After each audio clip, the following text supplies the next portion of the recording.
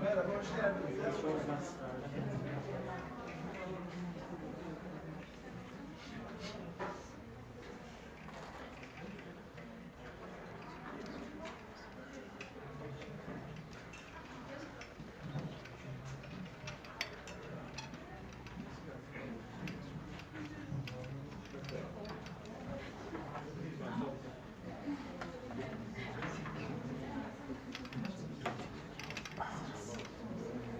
So Tim, if you speak right now, it will directly to the live. Now you are in live. We're speaking.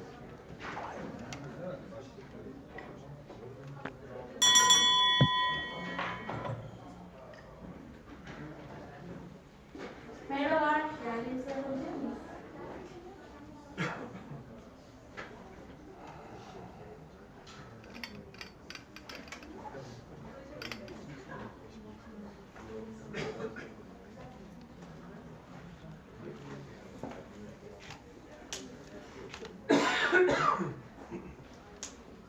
Evet, hepiniz hoş geldiniz.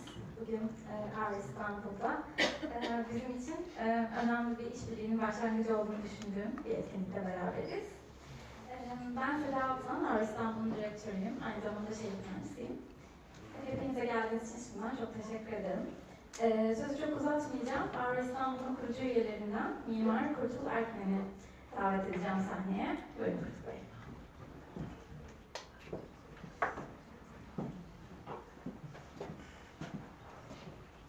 İyi akşamlar. Hepiniz hoş geldiniz tekrardan. Yoğun bir kalabalık var. Aura'ya ilk defa bugün gelenler ellerini kaldırabilir mi acaba? Görebilir miyiz? Süper değil mi Seda? Şahane, çok güzel. O zaman çok kısa bir iki cümleyle kim olduğumuzu anlatayım. Biz Aura İstanbul olarak bu kent sorunlarıyla ilgilenen, çeşitli yine mimari ve kent plancılığı gibi tasarım sorunlarıyla ilgilenen bir kuruluşuz. Ama en önemli özelliklerimizden bir tanesi non-profit. Yani herhangi bir kazanç amacı gütmeyen bir kuruluş olmamız.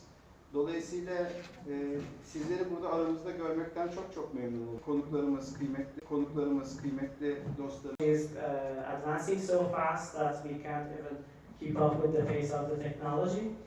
And I wonder how Antoni Gaudi, Palladio, Brunelleschi, and Mimar Sinan would feel like the capabilities that we have right now in doing architecture. And AI is definitely one of the emerging tools that are making a huge steps into our profession. And tonight we are gathering here to see what we are capable of doing with AI. And we're going to learn this from a very prominent name in architecture who is mastering the work of art and engineering and design. And it's Tim Fu. He has been an architect in Zaha Hadid Architects before, and now he has established his own practice called the Studio Tim Fu. He has lectured and also taught many workshops and courses and in universities and also in our academy, which is called PA Academy. And we're now all here to learn how is the effect of AI in architecture. So Tim, thank you. Thanks for coming. Thank you. Merhaba. Teşekkür. That is all I can say so far in Turkish until I come here more often because it's such a beautiful place and it is my first time here in Istanbul. And a couple of days I've seen so much history and so much culture in such a short time, and I always wonder how we can take all of these things we know from the human side of the values of architecture and culture, and in today's world where we're just bombarded with machines and technologies, what are the human essence and values that we can input into today's machine world, and then how we can cohese together the thinking of a designer to the thinking of a machine. So let me see if this clicker works. The topic is AI, obviously. Today, it is the big topic in various industries. And we've all seen it, whether you're in architecture or design, or whether you're in any other industries. You might be using ChatGPT, you might be using data sorting algorithms. AI has been around for quite a while, but most recently, what's exciting is its emergence and its dominance in the creative realm. And this is something a little more recent that we see. And this is why, when I was working at Zaha Hadid, this is when I started taking a notice of this technology. So today, you can put a text, a guitar-shaped house by the coast, for example, and you would just emerge with an image as such, so well-defined, and yet so representative of two very distinct concepts, a guitar and a house by the coast. You could type in a beautiful parametric timber structure, and then you would also get something very well defined. And here at Parametric Architecture, we all can see the various details and the complexities involved around algorithmic design. And AI is able to really, I would say, capture some of these aspects very well, which is why I think in the coming era of parametric architecture and artificial intelligence, there's a good, beautiful, symbiotic relationship between the two. Oops. Well, that kind of just glitched its way forward. And then finally, a suburban villa designed by Zaha Hadid. As someone I was working there, let's see how that turns out. And, face value, it looks really easy and simple and pristine and just really manages to get what you want. But is it really that simple? Why are we teaching programs such as Midjourney Architecture at the PA?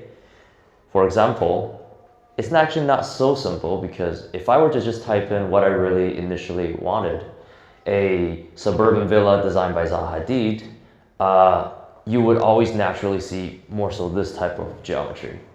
And for the many of you, some of you that might actually have tried to prompt design by Zaha Hadid directly into the AI, for example, using Midjourney, you'll be very familiar with this type of forms.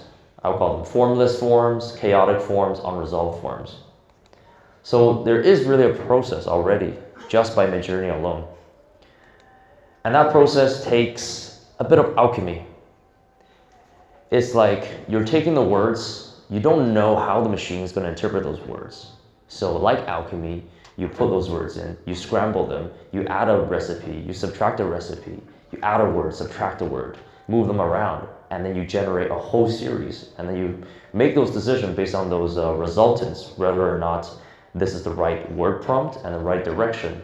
So that alone already has a bit of that human input, where you slowly prompt engineer, prompt craft your way to the designs that you preconceive in your head. And that's why it's also important to be a good designer and architect with background, so that you will have a well preconceived idea before you even start this process. Now, as an architect and designer, you have these values. So once you even have the best result from the words, you can still push forward the design process, right? And we know for some of you that have used Midjourney already, that you can vary things strongly, keeping the general idea, but really allowing the AI to perform some creativities. Or you can be using varying subtle, so that you already have a design general direction, and you just want to see what details can be hallucinated. And so even with that, there's also further detail control. For example, when I come up with a result as such on the left, I can actually select individual areas like the doors, the rail, the corners, things that I think can be improved. And once you select those areas separately, then you run through a series and select the best results. And you can also prompt over it and describe, I want a smooth corner here, I want a connected wall or something like that. So again, that's more control on your end if you care about the detail, if you care about the process. So in the end, it's really up to you. It is not the technology that's lazy, it is the person that uses technology. His choice can be to be lazy or can be to incorporate his values and go through the process. So as a good designer, I think one of the ethos of using AI is not to be happy with what the AI gives you. You just really have to keep pushing, prompting towards the direction that you want. And you can right away see the difference of something that I would accept as a default outcome or as a result of a lot of my own workings with the AI. And so this type of thing is very applicable directly in the industry. Traditionally, if you have like an area that you would go through optioneering in a traditional design firm, nowadays you can go through infinite amounts of results and options. And also, every single one of those options, more or less, already works together with the overall design. So that is incredibly powerful. Indeed is quite the concept, right? I mean, everybody thinks of something when they think of Zaha Hadid. One of the most dominant languages in architecture and design, and has such a distinct language and form. And the beauty of the sublime curvilinearity of Zaha Hadid is something that I worked on from not just a visual point of view, but from an understanding of how to construct it. For example, I worked on the Unicorn Island project in Chengdu for the longest time Zaha Hadid, and I was kind of like the computational specialist team. So what we did was to understand what type of design is worth pushing forward right from the get-go, and then what type of designs how you rationalize the forms and the complexities into something that you can construct. Not only construct, but construct feasibly and within the budget, how to rationalize a form for modularity and repetition. So we oversee these projects all the way from its concept to its construction. And so it's much more than just about the visuals. But it is about the visuals, isn't it? With AI, when I started as Zaha Hadid, first time seeing the AI stuff, it looked things more so like this. Formless, chaotic, a bit crazy. And my goal at the beginning, when I started, was to just trying to figure out how to control the AI to generate something that is a little more constructible. So this, what you see here, is going back in time, about a year and a half ago, I would say. So it's really not that long ago.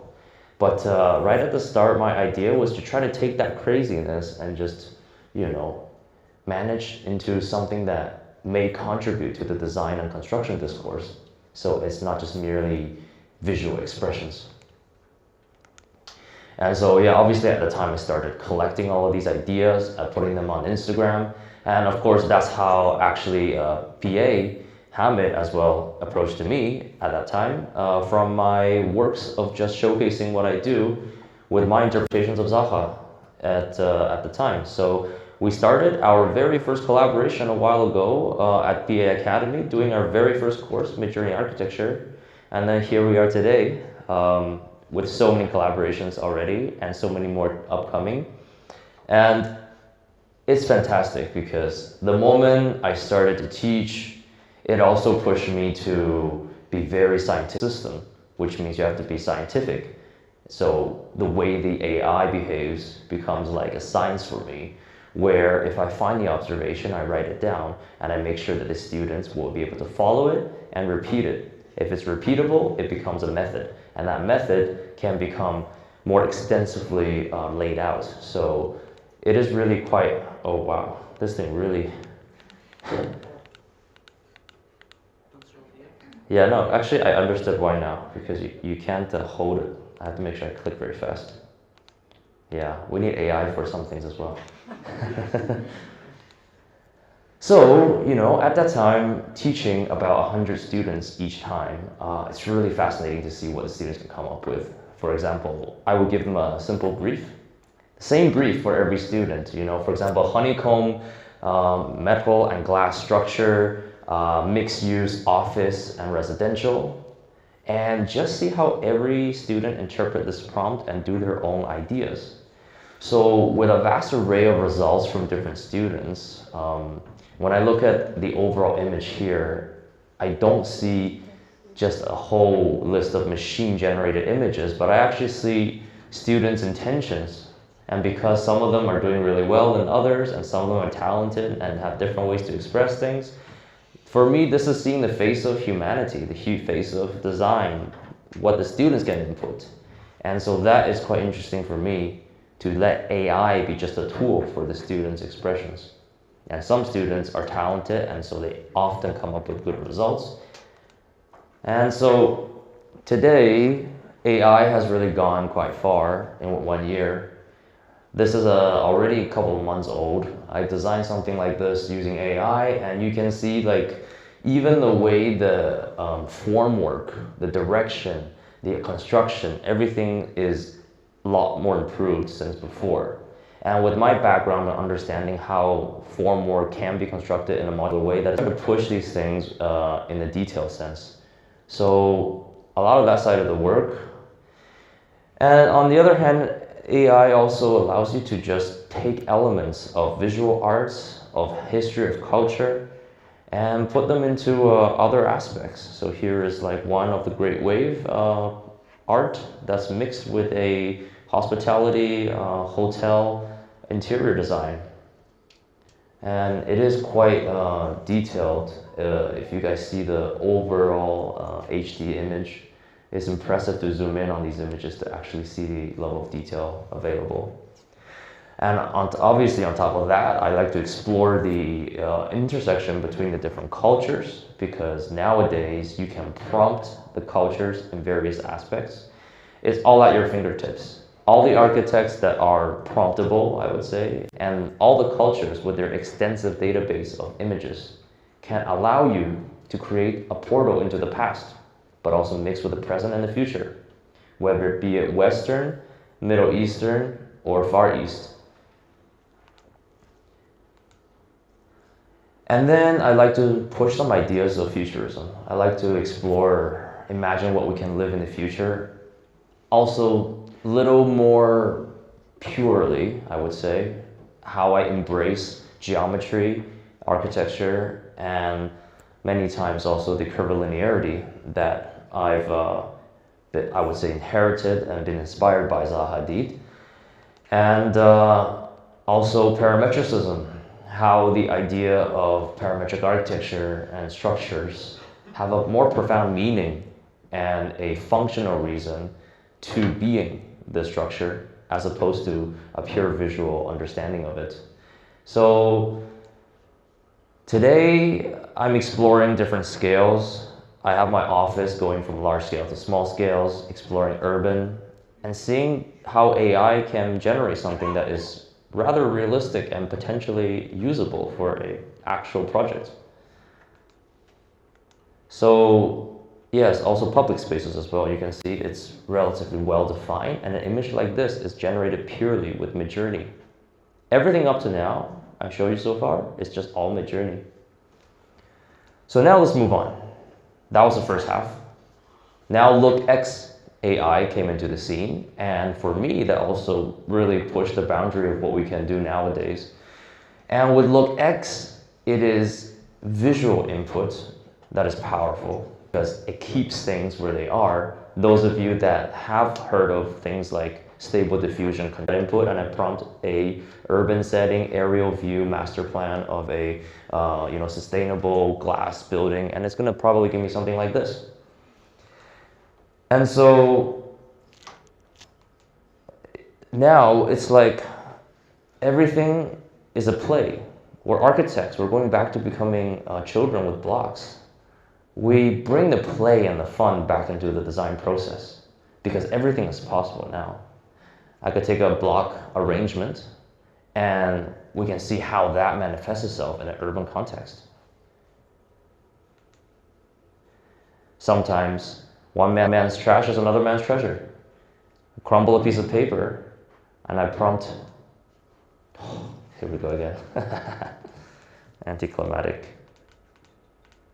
And I prompt Zaha Hadid. And here we go. The level of detail for a design of a model that is inspired by, sorry, this is Frank Gehry, my bad. Frank Gehry first. Also heavily inspired by sort of curvilinearity and doubly curved geometries. And also, you could do the same with prompting Zaha Hadid or Daniel Libeskind. And you can see the architects at your fingertip, ready to be your intern, modeler, if you will. So that's really cool. And then let's investigate further what we can do in the design process. If you like to re-input more human value, perhaps you like to sketch things by hand. And perhaps you can use that idea and prompt a finished results based on that sketch in a matter of seconds. I sketch this, 2 seconds, 2 more seconds. Well, I type it in 2 seconds and then it generates in 2 seconds. It won't be taking over 10 seconds to generate something like that, but you know, these ideas are good in the very early stages of your design process. It really enhances the way you can think about architecture because really, even like, you know, floor plans, and we should try to push and see what else we can do with it. So here's a building inspired by literally the input of a butterfly. And obviously I will call this a butterfly conservatory. And let's do that with the interior as well. Yeah, it's very fantastical, but relatively manageable as a real architectural piece. And I would say it's quite interesting if we see geometry in nature. And 2 seconds later, it becomes a finished, you know, construction of a residential in the, I forgot where it prompted the city, but somewhere in Midtown.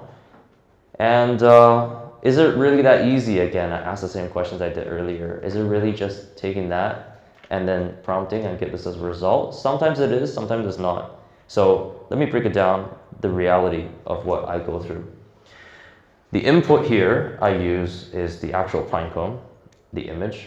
And then the output, I use lookx to get the first iteration because it's not easy to get from there to there already. But once you get here, you allow the AI to prompt something that looks like a finished architectural work. And the next step is then going back to using Midjourney. I took that idea of these pinecone, both as finished building and the original pinecone, and then I output it as several times. And you can already see there's different ways the architectural expression works, the, you know, the way the facades are expressed. So once I have the final one, then interestingly, I go into 3D modeling, right? This is deploying Rhino and Grasshopper. And this is something I will cover more extensively in my upcoming parametric intelligence course, which is how to really combine parametric design with AI. So with a finished model that is based off of the idea of the AI image, what I then do is then figure out how to get the plan to work parametrically in a way so that it's adaptable, so everything is kind of collectively working together and I don't have to have problems with, you know, the different plans and different radiuses, so that things kind of adapt orient itself. Parametricism in a plan view. And finally, the most interesting part now is I take the model that I built and then I take the original AI image generated using this process. Finally, we can try and make it based off of accuracy with using lookx and then Midjourney and then in Rhino and then back to lookx. So that process is what gave me this opportunity to cohese this whole thing together and allow AI to be more integrated in the design process. So, you know, more recently, I've left Zaha Hadid in pursuit of my own office, Studio Tim Fu, and this is because I really believe that today it is important to really explore the possibilities. And one of the possibility is what we can do with how we can organize the office. And what that means is that every aspect of a design process can have AI being part of it. Concept phase, I've shown you guys. AI rendering, I've shown you guys. AI BIM is something that is going to become dominant in the future, I believe. And with that comes the AI detailing. And then furthermore, I am sure by then AI documentation will naturally flow out of the AI BIM process. And I'm very confident these things are in our near future. So with a lot of NDAs I can just say that I have projects around the world and I can't say anything more until they're built. But what I can say is I am exploring the depth of understanding how to take parametric design and AI and really merge that very intrinsically in the design process. Because how powerful is it now that we can take a design and just see it being rendered live? We can take AI, like genetic algorithm, for example, is also interesting because it's technically under an umbrella of AI. And what it does is you can take real life parameters. For example, here I want to maximize the solar radiation of the courtyard. And I want to also maximize the GFA, the floor area, and also minimize the obstruction to the windows around the neighborhood. So these are contextual parameters. And then the evolutionary algorithm will run these different options and keep optimizing itself to fulfill most of these multitude of parameters. And then once I connect this directly to the AI, then I can see the AI, two types of AI kind of working together. One is solving the technical aspects. The other one is giving you a visual output. So you can get a qualitative feedback at the same time everything is being resolved. And today I think it's also about linking the whole process together. It's no longer about a step-by-step process. Right now, architecture is partitioned to that. And I think the emergence of artificial intelligence and parametric design is also the emergence of a fluid workflow going from plans to its construction and its visuals. I think it's very hard to see, but there's a lot of furnitures in here that's being arranged according to that. But the idea really is that we link the whole process all together so that we can explore more possibilities. And that also includes possibilities of using other algorithms. For example, this is a packing algorithm, meaning that we have a fixed type of program typologies, and it's just going to optimize itself how to pack. So if it does that, we can also plug that into the AI onto the site and just see what is possible in a matter of seconds and just let all the possibilities scroll through. At the very least, it gives us some more ideas at the early stages. So all in all today, I think AI has really proven itself to be quite dominant in the field of design. And with architecture, there is so much to explore, as you've seen already. And yet, there is so much uncertainties and possibilities. Because we really are living at the nascence of this technology. What we've all seen here is the first time in history where artificial intelligence has started to really shake the architecture and design domain, the creative domain.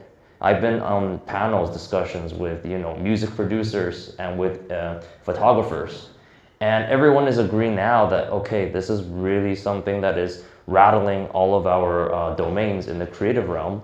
And I think obviously with architecture, we will need to understand how it's going to influence us, how we design in the future, both technically and visually, artistically, where it's guiding us to our future of our development of our cities.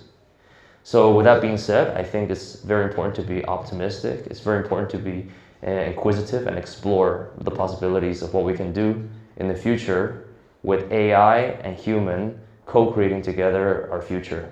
Thank you very much for listening.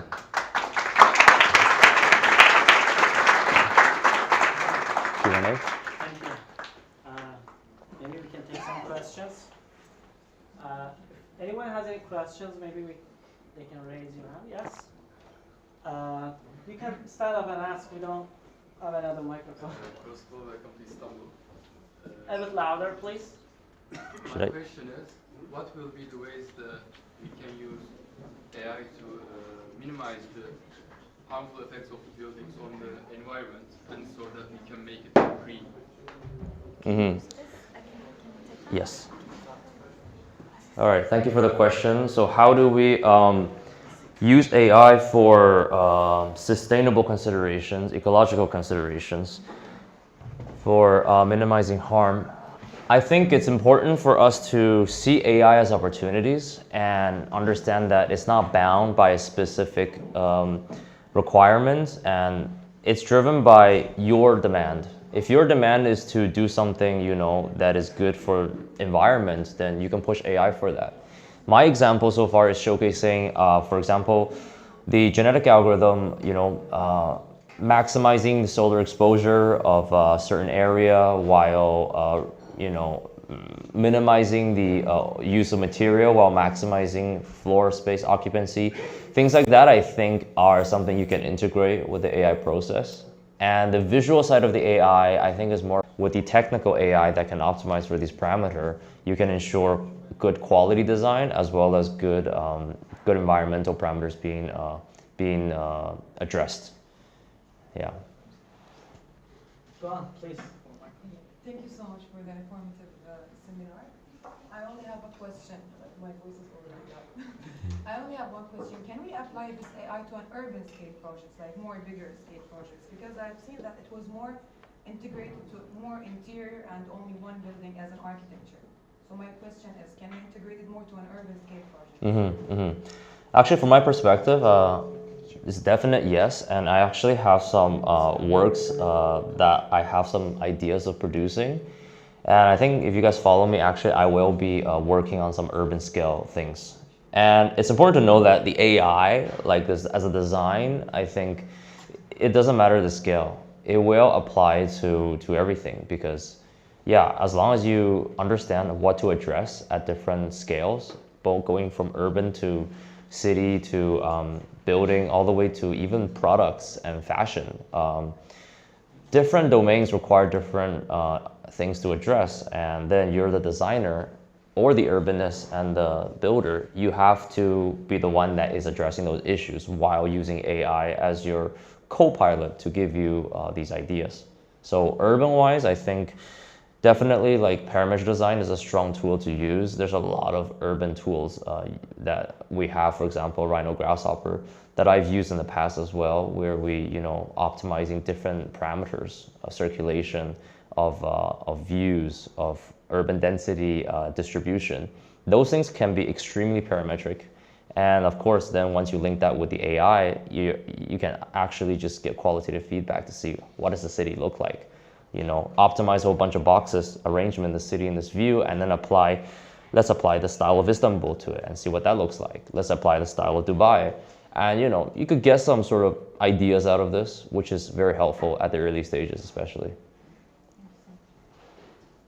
Any other questions? Hi.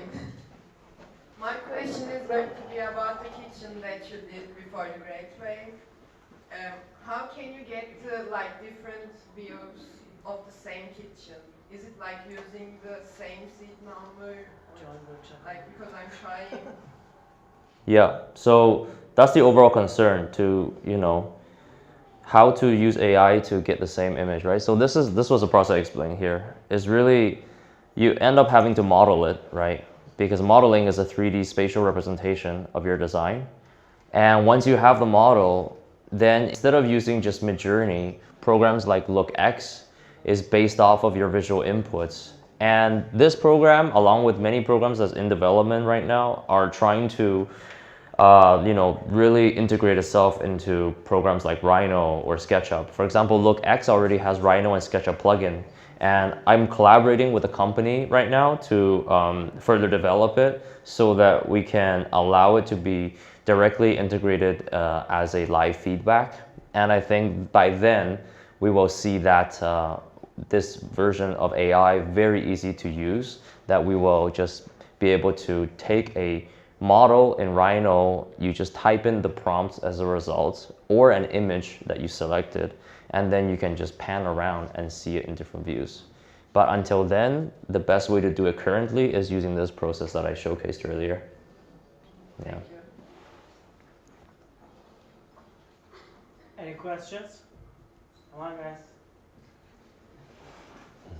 I wonder, can you parametrically put social behavior into algorithm, and how can AI help with that, especially on urban scale?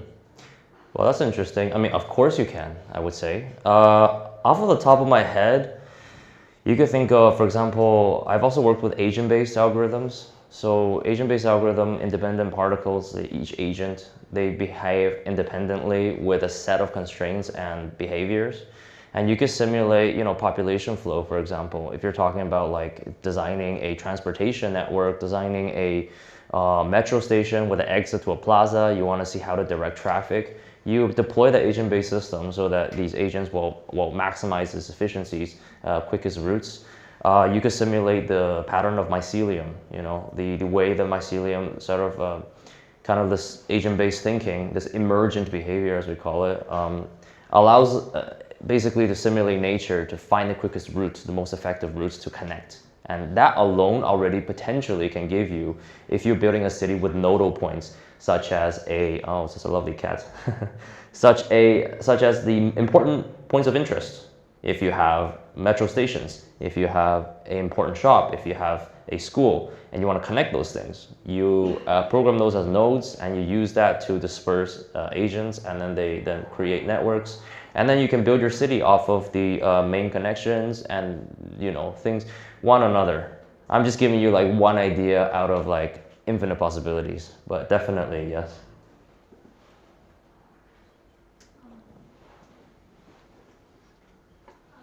How should architectural education change in your opinion? And also there is a big concern, after AI some professions will disappear. Do you think architecture is one of them? Good questions, very good questions. So first, from a pedagogical perspective, I think one of the elements of our current education system that is very valuable is the openness to explore. Because in the face of architecture and technology, it's all about what technology allows us, and then the architectural principles that guides us to use these technologies. So really, I think we do have to maintain the aspects of architecture and technology equally, meaning the background of where we came from historically, how we got from, traditional Renaissance to contemporary modernist to where we are today, and the emergence of parametric design and architecture, and now emergence of AI. And also we have to learn about the technology aspects of it, like what are the bleeding edge tools, robotic fabrication, 3D printing, drone operation, various automated process and fabrication. And in Zaha Hadid, for example, I think we were leading in that type of aspect because we had a huge tech research department, and I was one of the computational researchers as well. We not only design things for real, we also go through different phases of just pure conceptual research. And I think that's an important drive in the future of architecture and design. So I think that would answer your first question. And second question you asked regarding whether architecture will still be here in the future for us as humans. I think it also depends on whether you're asking near future or distant future. Because really, near future, we can speculate only for up to, I would say, 5 years.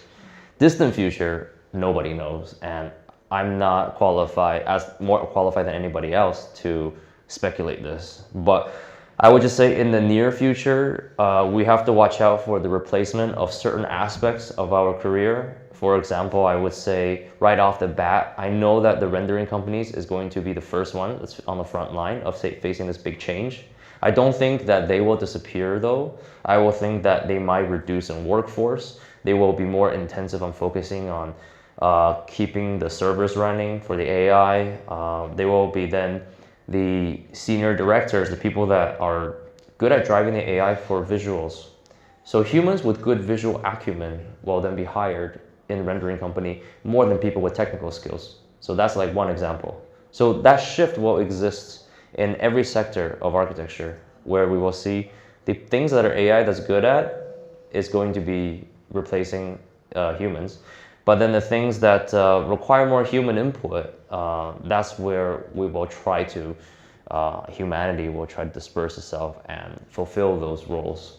So I would say that, yeah, there might be reduction in workforce, there might be in changes, but for my work, you can see that I'm very intentional with how I design with AI, and I think designers and architects all do, because we have design ethos, we have ideals, and we have, you know, a lot of inspirations that we want to portray into the world as built objects. And so I think those inspirations don't change, and that's what drives us. And then we then drive the AI. So at the very least, I think our values as humans will maintain intact if we value ourselves, these ideals. Okay, we've got a question from YouTube. Yeah. Maybe you can answer one of these. Rand Bast. Yep. Can you give us Yeah, sure.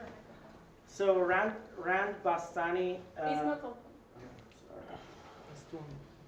So Rand Bastoni says, will AI be a skill a designer must know in the next 2 years or feasible, available for small studios, freelancers, and individuals? I would be strongly inclined to say yes, just because I think even if it's not required, it's so helpful. You know, at the very least, like, why wouldn't you want a powerful tool at the beginning of your design process to jot down some ideas? Like, you're at the phase when you're coming up with new ideas, you're on Google and you're on Pinterest, you're getting new ideas. Why not just add Midjourney to your repertoire for the very least? So I would definitely say, even if it's not necessary, it's incredibly helpful to have. And when you are an architect, you should always be embracing new technology. Great. And Filters Tanya says, as Midjourney is only a prompt and an image, how can you produce a meaningful or more better says, how produce a relevant input when you cannot enter the context? Did you understand the question, Hamid? I didn't, but the question is here, you can't put the context as a text right there. How can you Okay, gotcha. creating meaningful images?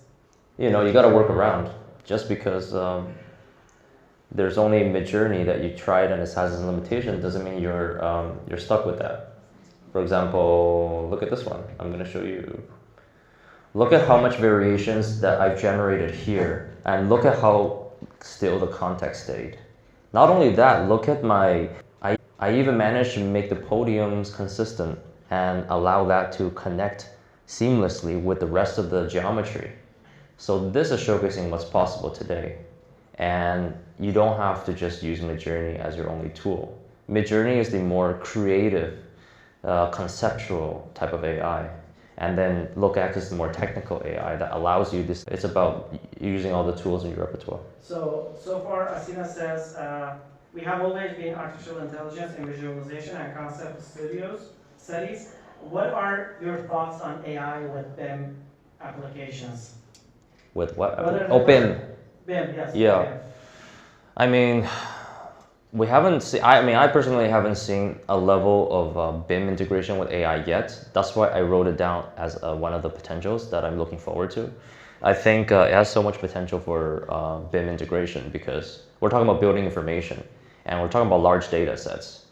So we could be talking about large language models, getting a whole data set of BIMs and learning from that and reproducing, you know, BIM integrated architectural designs. What that means is if you're typing something in and it's solving all the problems on the site, on the context, it's also solving everything within it. Every elevator core, every door schedule, every floor plate. I think it's definitely possible for AI to do that. So let's see. And follow-up of it, do you think it's achievable to create a BIM model with these large language models? Yeah, I think the concept checks out for me. I think it's a lot of work, and I don't think there's any current company that has sufficiently done so, but I'm expecting that to be the case. Right now, large language modeling is just taking off in every field. We've seen it now in medicine database, in law database. Every other sector is using it more or less to a different extent. There's like ChatGPT, WikiGPT. There's all these sorts of other GPTs that is, you know, dedicated for certain aspects. And maybe we'll see BIM GPT. Hopefully. So, any other questions? Thank you so much. I have two questions. First one is how we can use AI for restoration, and the second question is how we can use or how we can see the construction of these buildings. I think restoration is an interesting separate field as well, because it does require you to really maintain certain aspects, so you just cannot hallucinate it. But you can then also use the hallucinating part to fulfill the other aspects. So again, right on top of my head, if you were letting me to think of an idea of how that can work, I would go back to the idea that, for example, Midjourney allows you to select certain areas, right? And then you can generate something new out of it. If you select an old building, you could potentially select the areas that you want to replace or want to improve, and then prompt something else different, you know.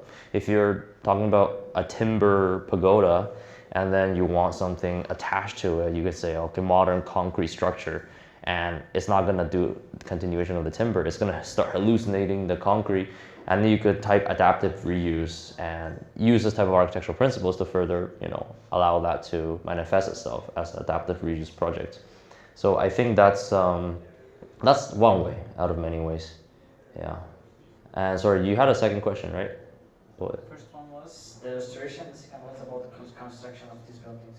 Of the restoration projects. Yeah, so I mean, construction-wise, again, it's early phase. We're speculating here, but as I'm saying, currently I'm using AI as more of a design tool. So construction is still through the traditional route. We detail, we take over. But if we're talking about in general, the future of construction can be robotic automation. It could be AI systems of engineers. And, you know, that's a different future, and we can speculate, but definitely think we're going to see more of that, more robotics, more robotic fabrication already is quite predominant. But when you're giving a prompt, do you also use emotions as, I don't know, such a base, or do you need to be very specific or direct about what you ask? Okay, that's an interesting prompt engineering question. So actually, I have a little topic about that, even one page about that in my course. So I talk about it, I call it specificity. Okay, so just a general overview of that idea is that you can use the level of specificity to dictate the level of artificial intelligence creativity. Meaning, if you're going to be vague, you can describe an emotion, some concepts that is formless but can manifest in various ways. You allow AI to give you more variations and options, and you can choose from that. Or if you have a very specific prompt, you know, like you specifically describe the architectural typology, the architectural style, the materiality, the country and the city with where it's set, you're able to create something that's very, very precise. So yes and yes, they're all options based on the specificity of how you prompt as your text.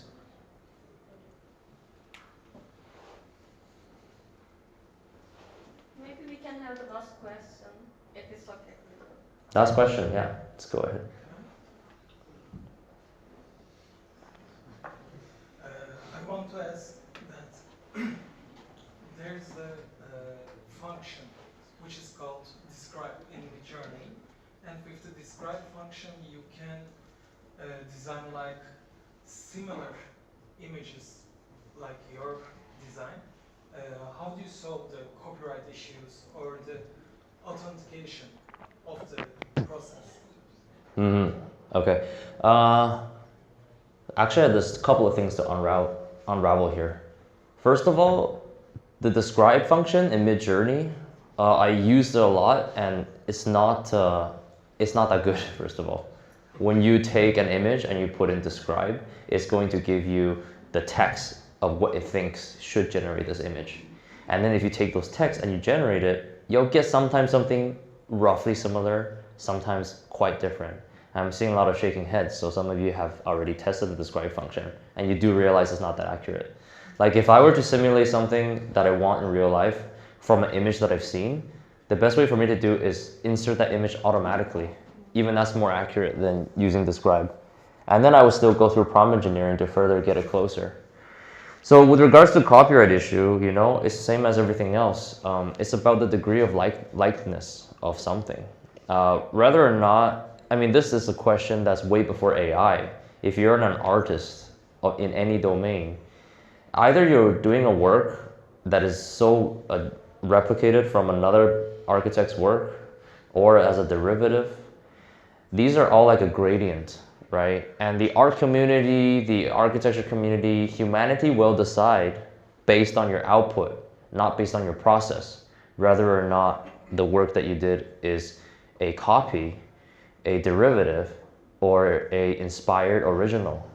So the onus is on you as the architect and designer, even going beyond just architecture. I was saying in art in general, if we're talking about AI art as well, my personal belief is like, if you're gonna use a tool, generate something creative and new out of it to inspire people, then, you know, all the power to you. But if you're going to take other people's style and completely simulate the exact building, then I would say that society is going to not value your work as an architect or as an artist, so that it doesn't really matter. But style alone is also another topic. If we're talking about style, it's not something you can copyright. So that also, there's another sort of debate going on about this one. But you know, the US patent stated that style cannot be copyrighted. And I think that's an incredibly powerful and important thing to understand and have in a society. Imagine if, you know, Le Corbusier patented, you know, like contemporary modernism, and every single building that came out of the modernist era is definitely inspired by his work, and you can say has his style, you know. And postmodernism also required modernism to exist to have postmodernism. So I think art and culture is a continuum, and every style is inspired by another style from the past. It's really hard to pinpoint, you know, like who owns what style. That's why it's not important it's about the discussion of the style. It's more important about how you manifest the art and architecture through your own creativity, through taking in all these ideas and styles from other people and generating or creating something new with it. So that is the onus of the designer and the architect. If there's any question, actually, we can take one, two more. Yeah, yeah. Hi, Jim. I'm a big fan of your work. Thank you. And I'm very glad to see you and listen to you directly in person here. And I'm very thankful to PA and Aura Istanbul for bringing you out of the screen and providing us this opportunity to be here with you. I would like to know, apart from Midjourney, what other applications or softwares do you think are competitors of Midjourney, especially in terms of DALL-E and Stable Diffusion, if we talk about, and then recently there is Kriya AI. So all these, like, what do you think in future, like, will Midjourney still surpass all of them, like right now, or Midjourney would have some challengers? What do you think about that? So funny thing is, I actually get approached by some of these competitors, and they tell me, try this app, we'll give you a premium for free. You just try it and upload some results. And I told them always the same reply. I say, I will try it for free, and if I do something better than Midjourney or equally competent, I will post it online. And so far you've seen I've not posted anything other than Midjourney. Yeah, so that answers that. I don't think there's any competition so far. And it's a simple answer. If there is, you will see it on my posts. I would say DALL-E 3 is getting close, but the level of precise control that Midjourney offers is far surpasses what DALL-E 3 can do. And the fact that you can't even control the aspect ratio of DALL-E 3 correctly, last time I checked, is just a huge miss for them. Meaning that I don't know if this robot actually understands, the large language model understands my language. Because with Midjourney, there's a lot of technical parameters, you know? You could technically put aspect ratio, you could put style, you could train your own tuner now as well, and I find that incredibly powerful for those that you know. And then you can use seeds. You could use so much stuff that's technical, that's not in the large language model. And then, you know, DALL-E is kind of like a one tool for all large language model. Like I cannot just go through the hood. I cannot open up the hood and actually do stuff. Everything is just like through my visual language, through my language of describing. And so it's not the most architecture applicable tool to have as opposed to Midjourney. So yes, if there is going to be a competitor one day, you know, reach out to me. I will post something if it does do something that surpasses Midjourney. Thanks a lot for the answer. Thank you. Okay, if there's no more questions, maybe we can. Yeah, please go on. Last question. Last question. Thank you so much again. My question is like, I think it's better than writing, for example, like give Zaha Hadid style. I think it's better to give your prompts and it starts to understand your style and gives design to that. Like, it's amazing, I think. If you give like so many prompts, it will give your style. Yeah, so yeah, the higher amount of people and the architects that you prompt, the more you diffuse the responsibility of having it look like it copying one architect or person. So funny thing is, a lot of the stuff that looks like Zaha Hadid that I do, I don't even prompt Zaha Hadid. And that's something interesting that I don't share until the student starts working with me. But the idea is understanding the goal in mind. The goal isn't to simulate one architect or just copy one style, but really is to explore the visual, the programmatic, the circulation, the relationship of the spaces. All those possibilities is for us to explore and materiality as well. So I think style is the most shallow way you can, you know, define architecture. It is the most visually apparent way to define it, which is why we do deploy it a lot in social media on Instagram with parametric architecture and with the stuff I do that are tailored towards social media. But it is clear, it's something that we have to clearly define, that there's a difference between the architecture that I practice for building, for optimizing, you know, the results, as opposed to the things that I showcase on social media, which is optimized for the visual impact, for the algorithm, because different platforms have different ideas and different requirements, and you know, optimizing for the algorithm is another field of study all to itself. I was talking to Hamid that maybe we can even write a book about like this thing, because there's so much to learn just about social media alone, and you had a course as well, right? So yeah, I think it's all about your goal in the end, as everything's possible. Well, thank you so much, Tim. This is really great, and thanks for everyone staying up until right now. So we have a certificate as the Thank you. gesture of appreciation for you to be attending this event. And Thank you so much. it's a certificate by PA and Aura.